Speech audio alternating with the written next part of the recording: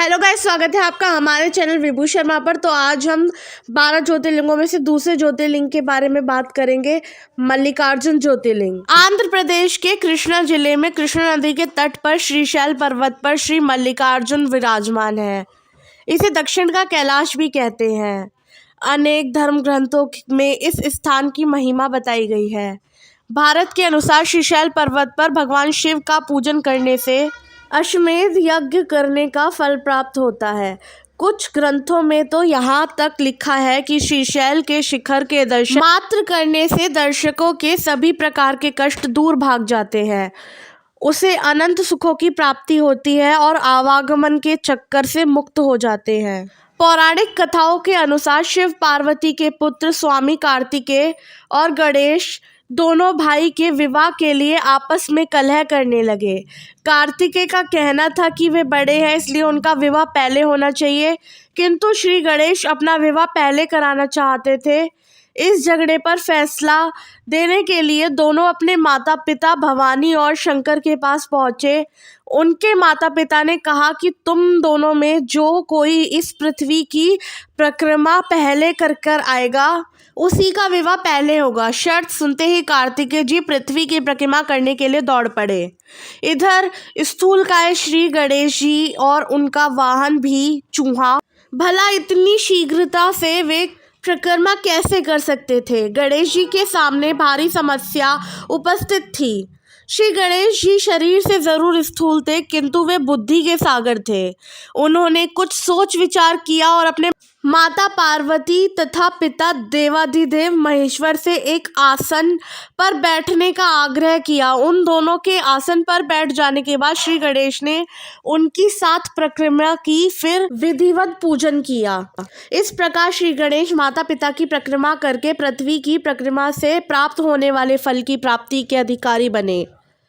उनकी चतुर बुद्धि को देखकर शिव और पार्वती दोनों बहुत प्रसन्न हुए और उन्होंने श्री गणेश का विवाह भी करा दिया। जिस समय स्वामी कार्तिकेय संपूर्ण पृथ्वी की परिक्रमा करके वापस आए, उस समय श्री गणेश जी का विवाह स्वरूप प्रजापति की पुत्रियों सिद्धि और बुद्धि के साथ हो चुका था। इतना ही नहीं, श्री गणेश जी को उनकी सिद्धि नामक पत्नी से क्षेम तथा बुद्धि नामक पत्नी से लाभ, ये 2 पुत्र रत्न भी मिल गए थे। भ्रमणशील और जगत का कल्याण करने वाले देवऋषि नारद ने स्वामी कार्तिकेय से यह सारा वृत्तांत कहा सुनाया। श्री गणेश का विवाह और उन्हें पुत्र लाभ का समाचार सुनकर स्वामी कार्तिकेय जल उठे। इस प्रकरण से नाराज कार्तिकेय ने शिष्टाचार का पालन करते हुए अपने माता पिता के चरण छुए और वहां से चल दिए। माता पिता से अलग होकर कार्तिकेय स्वामी क्रोच पर्वत पर रहने लगे। शिव और पार्वती ने अपने पुत्र कार्तिकेय को समझा बुझाकर बुलाने हेतु देवर्षि नारद को क्रोच पर्वत पर भेज दिया। देवर्षि नारद ने बहुत प्रकार से स्वामी को मनाने का प्रयास किया, किंतु वे वापस नहीं आए। उसके बाद कोमल हृदय माता पार्वती पुत्र स्नेह में व्याकुल हो उठी। वे भगवान शिव जी को लेकर क्रोच पर्वत पर पहुंच गई।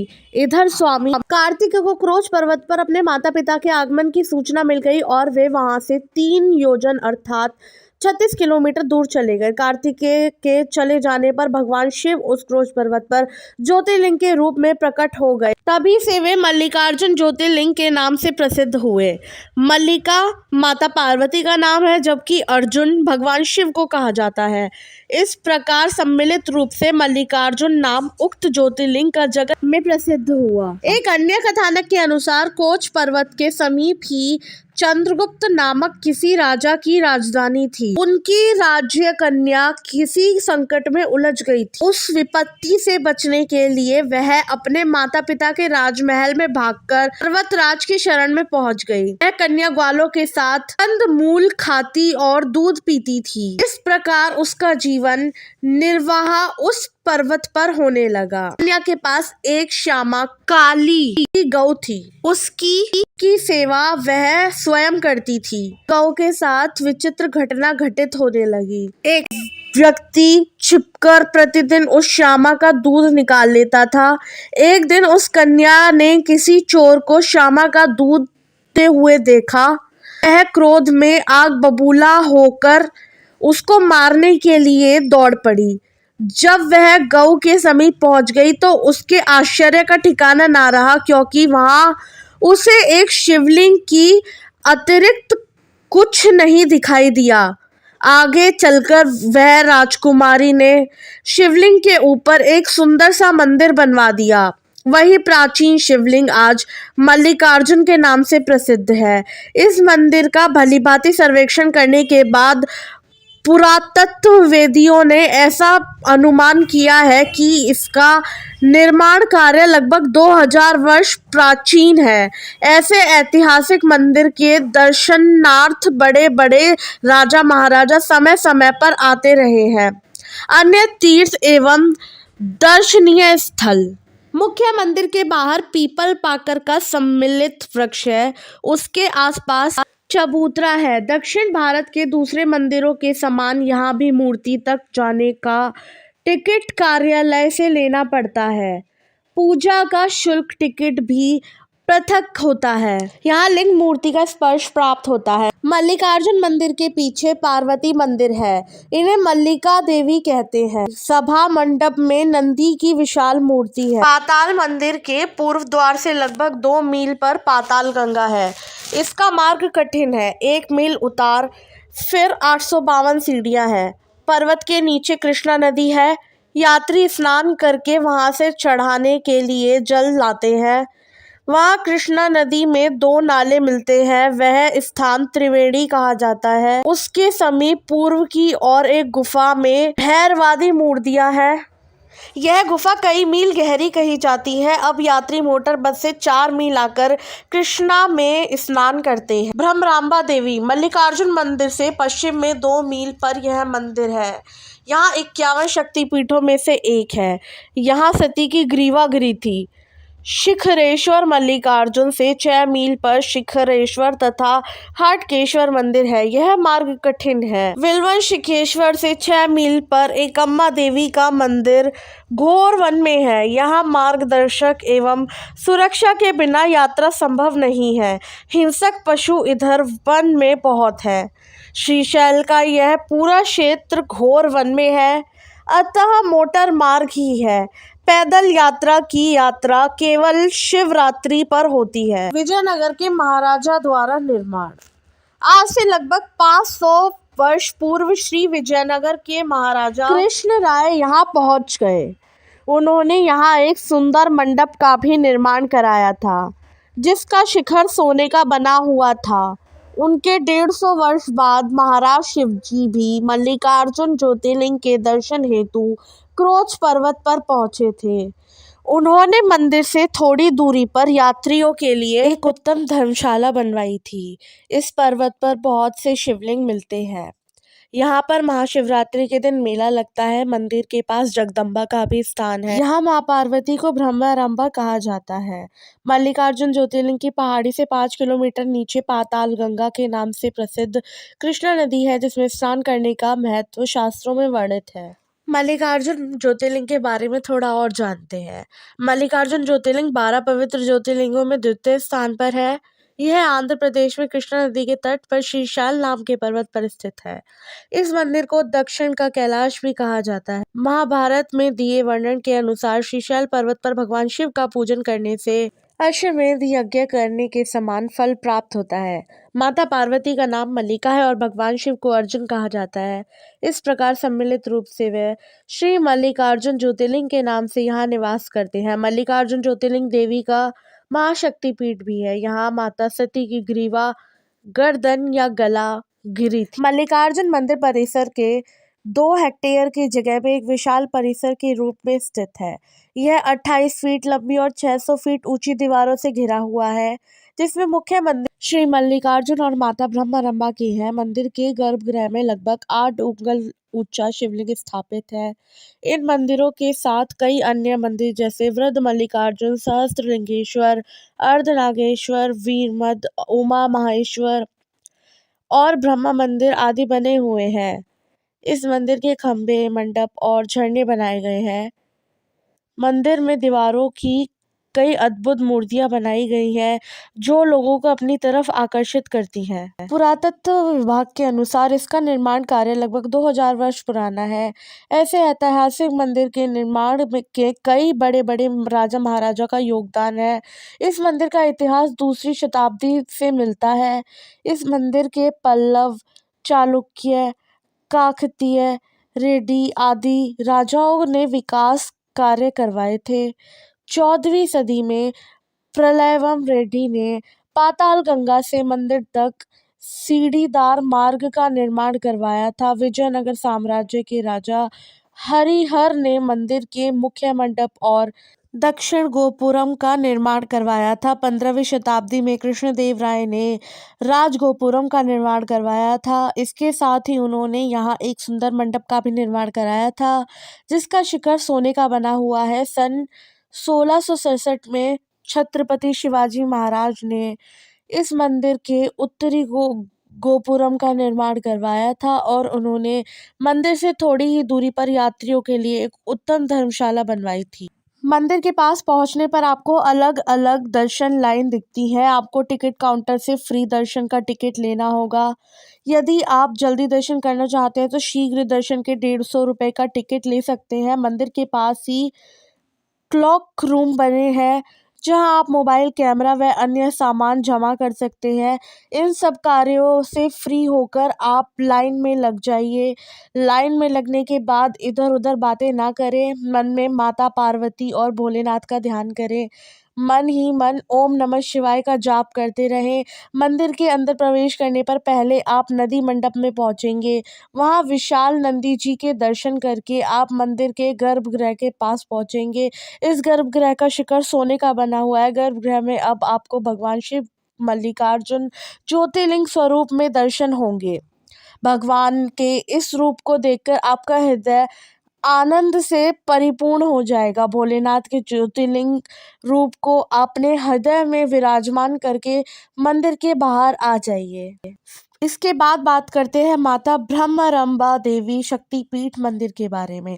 मल्लिकार्जुन मंदिर के पीछे कुछ सीढ़ियां चढ़ने पर आदि शक्ति देव ब्रह्मरंबा का मंदिर है। 52 शक्तिपीठों में से एक इस पवित्र धाम में सती माता की ग्रीवा, गला या गर्दन गिरी थी। यहाँ इस मंदिर में शक्ति को देवी महालक्ष्मी के रूप में पूजा जाता है। माता के दर्शन के साथ साथ गर्भगृह में स्थापित श्रीयंत्र के दर्शन और सिंदूर से उसका पूजन अवश्य करें। प्राचीन काल में अरुणासुर नाम के राक्षस ने संपूर्ण विश्व पर विजय प्राप्त कर ली थी। उसे ब्रह्मा जी ने यह वरदान दिया था कि कोई भी 2 पैरों या 4 पैरों वाला जीव उसका वध ना कर सके। उस अत्याचारी राक्षस का अंत करने के लिए माँ आदि शक्ति ने भ्रमरांबिका का रूप धारण कर लिया था। ब्रह्मरंबा का अर्थ है मधुमक्खियों की माता। उन्होंने असंख्य 6 पैर वाली मधुमक्खियों को उत्पन्न किया और उन सारी मधुमक्खियों ने कुछ ही क्षणों में अरुणासुर का वध करके उसकी पूरी सेना को भी विध्वस्त कर दिया। मल्लिकार्जुन ज्योतिर्लिंग मंदिर में आरती और दर्शन का समय। मल्लिकार्जुन मंदिर सुबह 5:30 बजे से दोपहर 1 बजे तक दर्शन के लिए खुला रहता है। इसके बाद शाम को 6 बजे से 10 बजे तक खुला रहता है। इस मंदिर में आरती प्रातः 5:15 से लेकर 6:30 तक होती है। संध्या आरती शाम को 5:20 से लेकर 6 बजे तक होती है। यहाँ पर प्रसाद के रूप में लड्डू का प्रसाद अर्पित किया जाता है। श्रीशैलम के दर्शनीय स्थल। श्रीशैलम के कुछ दर्शनीय स्थल आप स्वयं घूमने जा सकते हैं। शिखरेश्वर महादेव को छोड़कर बाकी सभी श्रीशैलम के पर्यटक स्थल मुख्य सड़क के आसपास ही स्थित है। इन सभी स्थलों को घूमने के लिए यहाँ ऑटो का किराया 500 से 600 रुपये है। श्रीशैलम पाताल गंगा। श्रीशैलम का प्रमुख पर्यटन स्थल कृष्णा नदी को पाताल गंगा कहा जाता है। पाताल गंगा जाने के 2 रास्ते हैं। एक जिसमें नदी तक पहुंचने के लिए लगभग 500 सीढ़ियां उतरकर नीचे जाना पड़ता है। दूसरा रास्ता रोप से जाता है। रोपवे से जाना बहुत रोमांचक अनुभव होता है। बहुत ऊंचाई से कृष्णा नदी, हरे भरे घने जंगल और श्रीशैलम डैम का अद्भुत प्राकृतिक नजारा दिखाई देता है। पाताल गंगा में डुबकी लगाने पर पुण्य की प्राप्ति होती है। यहाँ पर एक श्रीशैलम डैम भी है। श्रीशैलम में घूमने के लिए श्रीशैलम डैम बहुत एक खूबसूरत स्थान है। पाताल गंगा पहुंचने के बाद आप बोट से नदी और डैम की सैर कर सकते हैं। बोट से श्रीशैलम डैम घूमते समय नलमाला पहाड़ियों की खूबसूरत हरियालियों के बीच कृष्णा नदी का विहंगम दृश्य बहुत खूबसूरत लगता है। कृष्णा नदी पर स्थित श्रीशैलम बांध देश में दूसरी सबसे बड़ी जल विद्युत परियोजना है। दिन के उजाले में डैम की 290 मीटर की ऊंचाई से गिरते पानी के दृश्य आपको रोमांचित दिखाई देते हैं। साक्षी गणपति मंदिर। साक्षी गणपति मंदिर श्रीशैलम से 3 किलोमीटर की दूरी पर स्थित है। श्रीशैलम के धार्मिक स्थलों में से एक साक्षी गणपति मंदिर का दर्शन करना हर भक्तों के लिए अनिवार्य है। यदि आप साक्षी गणपति दर्शन नहीं जाते हैं तो आपकी यात्रा पूरी नहीं होती है। भगवान गणेश आपकी यात्रा के साक्षी होते हैं। वे मल्लिकार्जुन ज्योतिर्लिंग की यात्रा करने वाले सभी लोगों का रिकॉर्ड रखते हैं। यह रिकॉर्ड भगवान शिव के पास पहुंचाते हैं। चैचू लक्ष्मी जनजातीय संग्रहालय। श्रीशैलम के पर्यटन स्थलों में एक चैचू लक्ष्मी जनजातीय संग्रहालय श्रीशैलम के प्रवेश द्वार से निकट स्थित है। इस संग्रहालय में श्रीशैलम के जंगलों में निवास करने वाले लोगों के जीवन की एक झलक दिखाई देती है। इस संग्रहालय में माता चैचू लक्ष्मी की मूर्ति भी दर्शनीय है। इस जनजातीय संग्रहालय में विभिन्न जनजातियों से संबंधित कलाकृतियां, उनके हथियार, दैनिक उपयोग की वस्तुएं, संगीत वाद्य यंत्र और कई अनेक वस्तुएं शामिल हैं। इस संग्रहालय में जनजातियों के सदस्यों द्वारा जंगलों में उत्पन्न प्राकृतिक शहद को एकत्रित करके शहद बेचा जाता है। पालधारा पंचधारा। श्रीशैलम से 4 किलोमीटर दूर पालधारा पंचधारा श्रीशैलम का आकर्षक पर्यटन स्थल है। यह स्थान एक संकीर्ण घाटी में स्थित है जहां 160 सीढ़ियां चढ़कर जाना पड़ता है। इस जगह पर भगवान आदि शंकराचार्य ने तपस्या और प्रसिद्ध शिवानंद लहरी की रचना की थी। यहाँ पर साल भर पहाड़ियों से जल की धारा निरंतर गिरती रहती है। आगे जाकर यह धारा कृष्णा नदी में सम्मिलित हो जाती है। इस धारा के जल में कई प्रकार के औषधीय गुण हैं, इसलिए कई लोग इसका जल अपनी बीमारियों को ठीक करने के लिए ले जाते हैं। हटकेश्वर मंदिर श्रीशैलम से 5 किलोमीटर की दूरी पर स्थित है। हटकेश्वर मंदिर श्रीशैलम के प्रसिद्ध मंदिरों में से एक है। यह मंदिर हटका का अर्थ है सोना, गोल्ड। इस मंदिर में स्वर्ण का शिवलिंग है। इस मंदिर के सामने एक तालाब स्थित है जिसे हाथकेश्वर तीर्थ कहा जाता है। अक्क महादेवी गुफाएं श्रीशैलम से लगभग 10 किलोमीटर की दूरी पर स्थित अक्क महादेवी गुफाएं श्रीशैलम में देखने लायक स्थल है। ये प्राचीन गुफाएं कृष्णा नदी के पास स्थित है। अक्क महादेवी भगवान मल्लिकार्जुन स्वामी के भक्त थी। उन्होंने इस गुफा में तपस्या की थी, इसलिए इन्हें अक्क महादेवी गुफा कहा जाता है। यह गुफाएं बहुत ही आकर्षक और प्राकृतिक सौंदर्य से भरपूर है। मल्लेला तीर्थम जल प्राप्त मल्लिकार्जुन ज्योतिर्लिंग से लगभग 58 किलोमीटर की दूरी स्थित मल्लेला तीर्थम जल प्राप्त श्रीशैलम का एक खूबसूरत स्थान है। यह अद्भुत झरना नल्लामाला के शांत घने जंगल के बीच स्थित है। घने जंगलों के बीच में स्थित इस झरने तक पहुंचने के लिए 350 कदम नीचे उतरना पड़ता है। यह स्थान प्राकृतिक प्रेमियों के लिए एक रोमांच से भरा अनुभव है। शिखरेश्वर मंदिर श्रीशैलम में सर्वोच्च चोटी पर स्थित शिखरेश्वर मंदिर श्रीशैलम का लोकप्रिय पर्यटन स्थल है। यह मंदिर शिखाराम के नाम से भी प्रसिद्ध है। सन 1398 में बना यह प्राचीन मंदिर भगवान शंकर को समर्पित है। इस मंदिर से खड़े होकर श्रीशैलम मंदिर का और कृष्णा नदी विहंगम का दृश्य दिखाई देता है। यहाँ की मान्यता के अनुसार इस मंदिर में स्थापित नंदी जी के सींगों के मध्य से श्रीशैलम मंदिर के दर्शन करने से जन्म मरण के चक्र से मुक्ति मिल जाती है। श्रीशैलम अभयारण्य श्रीशैलम से 30 किलोमीटर दूर स्थित है। श्रीशैलम टाइगर रिजर्व भारत में सबसे बड़ा टाइगर रिजर्व है। यह श्रीशैलम के प्रसिद्ध स्थानों में से एक है। यहाँ 3568 वर्ग किलोमीटर का क्षेत्रफल में तेलंगाना के 5 जिलों तक फैला हुआ है। इस खूबसूरत अभयारण्य के अंदर आप बाघ के साथ साथ कई अन्य जानवरों जैसे लकड़बग्घा, तेंदुआ, चीतल, चिंकारा, चौसिंघा, पामसिवेट, जंगली बिल्ली, भालू, हिरण आदि देख सकते हैं।